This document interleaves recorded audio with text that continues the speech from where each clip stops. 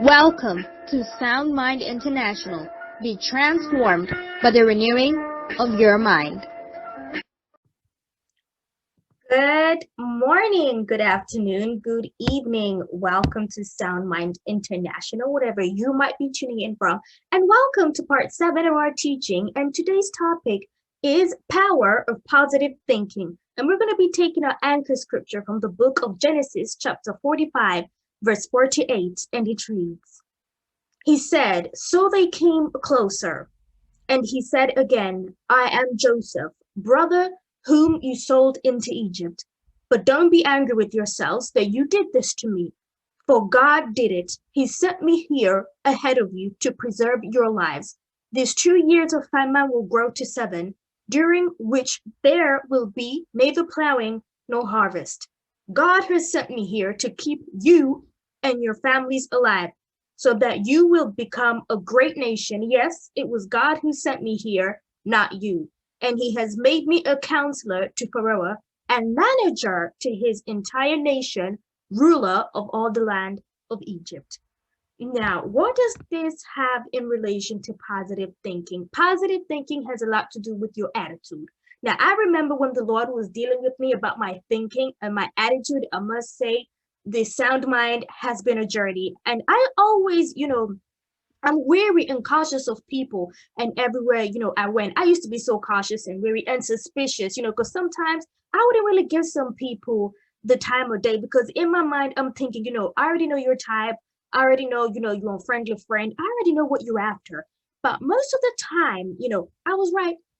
But other times, I learned to change my thinking, and I used that opportunity to evangelize. Now, most people really don't talk about attitude, and it wasn't really until the Lord showed me other people's attitude, because, it's different when you sometimes, what you're giving, the energy you're portraying, until you start to receive it, you really start to change your perspective. And I said, like, Lord, forgive me, because it doesn't feel nice to be on the receiving end. If this is the attitude and the energy that I have been given out, it made me to really sit down, stop and think, not judge, stop and think, and really check my attitude towards other people.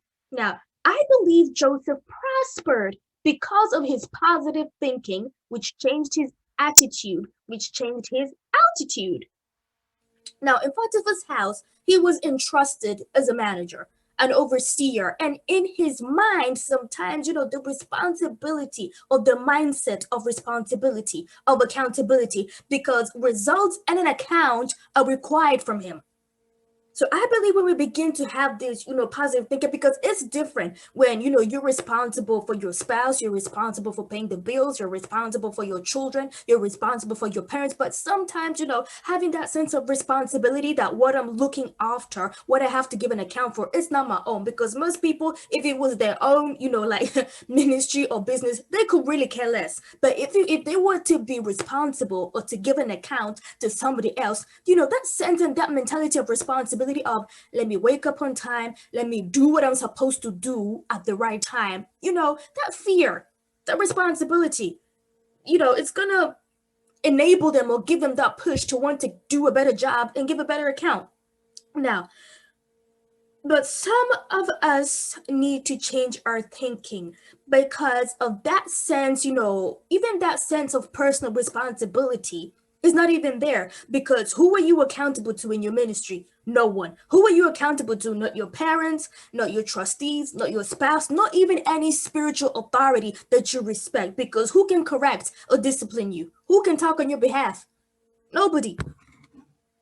The power of positive thinking is important because what you mostly think about, your business, yourself, other things, your ministry, those are the things that will begin to manifest in the physical realm. Now, your thinking will start to influence your emotions, and your emotions will start to influence your will. What is your will? That is what you choose to do.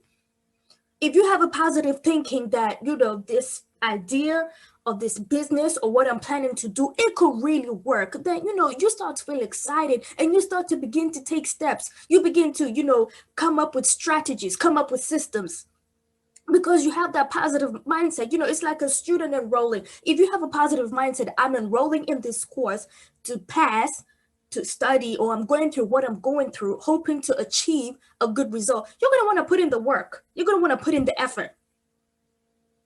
Now, if we learn to adapt a positive mentality like Joseph, we could see things from a whole different perspective. For our thoughts are not the thoughts of God.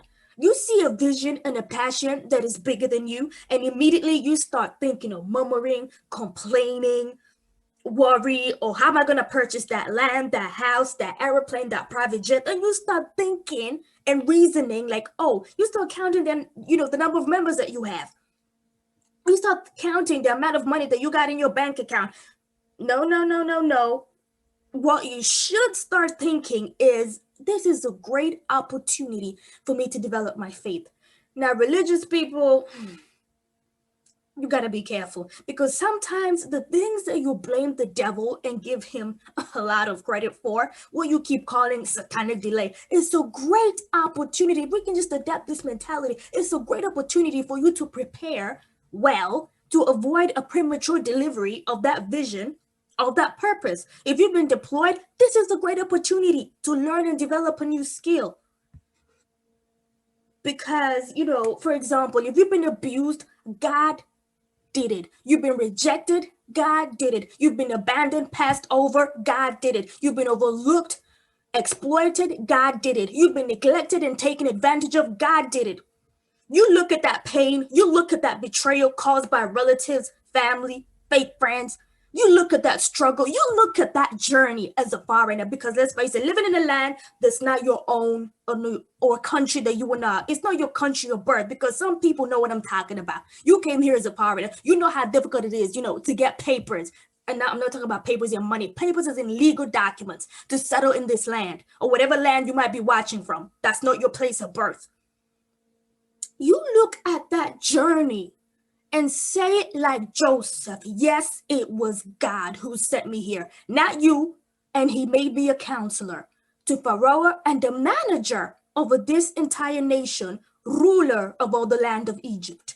It was God who sent me here on planet Earth. It was God who sent me to this job, to this position, to this business, to this church, to that ministry, to this country, to that relationship, to that friendship that didn't quite work out. It was God who sent me here, to that experience, to that memories I wish I could erase. Not you, Satan, not you, pastor, not you, mom and dad, not you, household enemies, not you, witches.